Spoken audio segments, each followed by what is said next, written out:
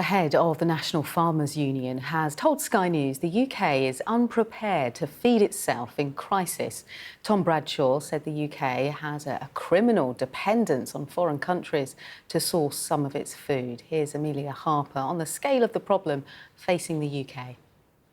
This is a warning from the head of the National Farmers Union, who has said that the UK is fundamentally not prepared to feed itself in a disaster scenario. And these are comments from the head of the NFU, Tom Bradshaw, who has said that we are not prepared from a food security or food supply chain point of view to feed ourselves in a crisis. He has told Sky News that we are over-reliant on importing food from other countries, and he said we're no better prepared than we were before the pandemic. And in terms of the figures, looking at how self-sufficient we are in terms of food in the UK, there's definitely been a slight downward trajectory. And last year, Britain only produced 65% of the food that it needs, compared to back in 1984, which was what was considered the height of self-sufficiency, where we produced 78% of the food that we needed.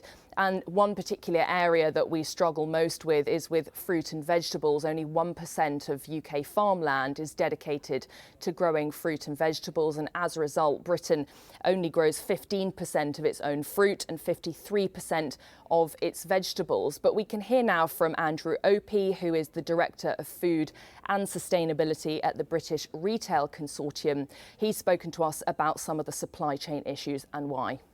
I would put climate change and those extreme weather events right at the top of that list. And we've seen that in places like southern Spain, North Africa. We've seen it here this year. We're going to see it in lower harvest because of a lack of rain here in the UK. So what we need to do is invest in sustainable water management, for example. And the supermarkets themselves have learned a lot through the period and post-COVID in terms of being very nimble with their supply chains to anticipate these problems and be able to move their supply around to be able to cope with these intermittent shocks. But the bigger picture for us all is to think about how we tackle climate change and make our systems more resilient. And that starts with increasing our production here in the UK.